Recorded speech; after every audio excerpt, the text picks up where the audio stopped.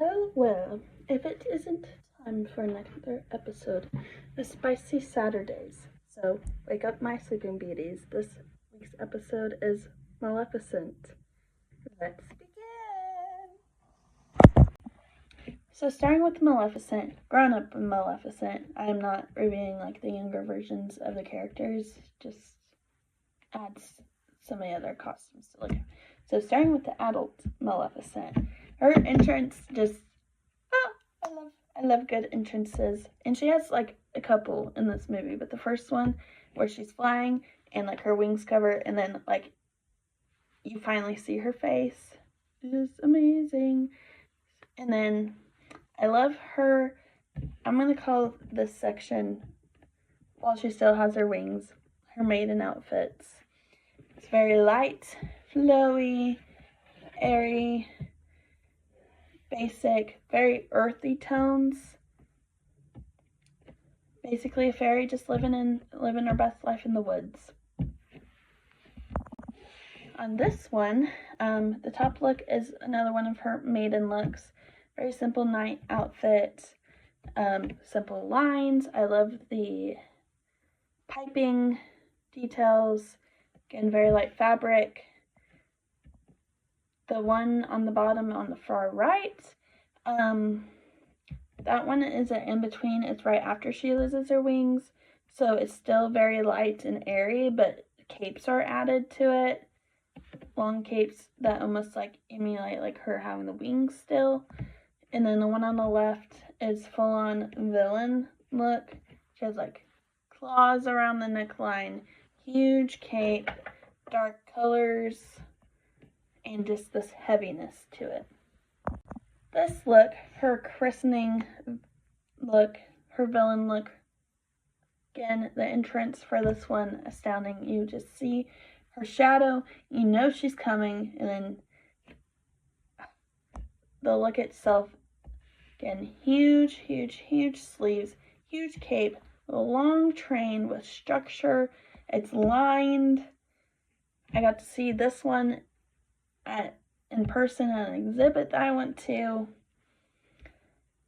Just so villain classic like look, but dialed to like 100. So for this one, I decided to pair.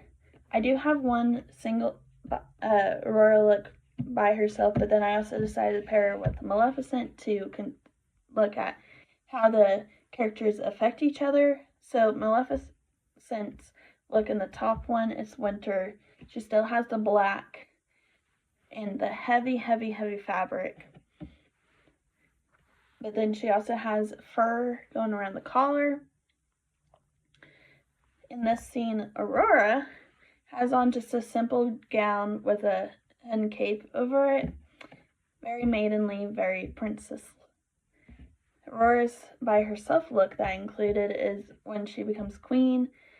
It's that classic pink princess, bigger skirt, and then the bottom picture I included with both Maleficent and Aurora.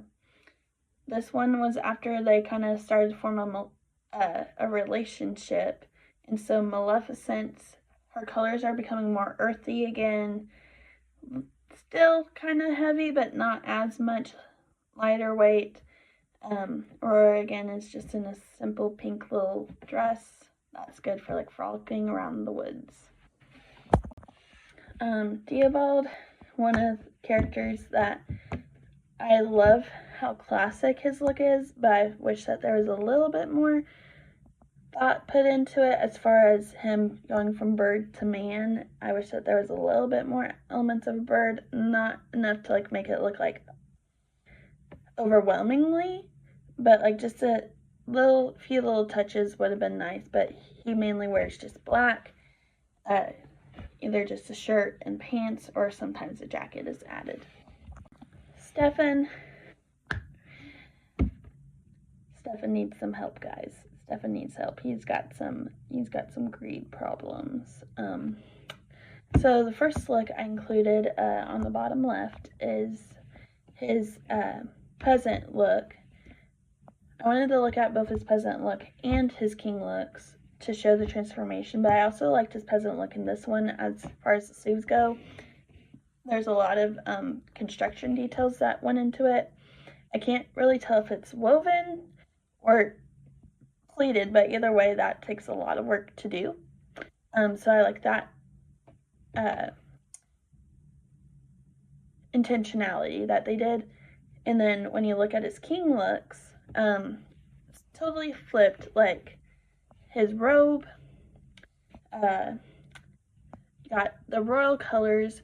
Robes are extravagant, has the big capes, has fur, has all the jewels, big sleeves, just big silhouettes for his king look.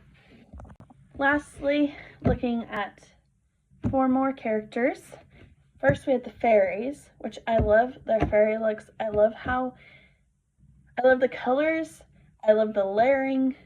I love how they each look like a different flower. Basically what you would think a fairy would look like. Their cottage outfits still resemble the characters, just a little toned down, basically. But still, that character development is very good. For Philip, he wears the same thing the whole movie, but he does have the big sleeves, but very lightweight sleeves. Blue, not quite a royal blue, but a very rich blue. And then like a cape and some belts that he probably carries, like a sword and that stuff in, since he's traveling. So, yeah. So, in conclusion, I feel like the costumes in this movie, as far as character development, were very, very well done. They stuck to the original concept from the original Sleeping Beauty movie, but they had a slight twist of their own. I like the introduction of a couple of the newer characters, even though I feel like we could have done a little bit more to develop their costumes. Speaking of like Theobald's, again, I wish that there was just a couple more elements, like maybe even a collar, or outside the sleeves, like some feathers just sticking out. But Maleficent's costumes, again, her arc from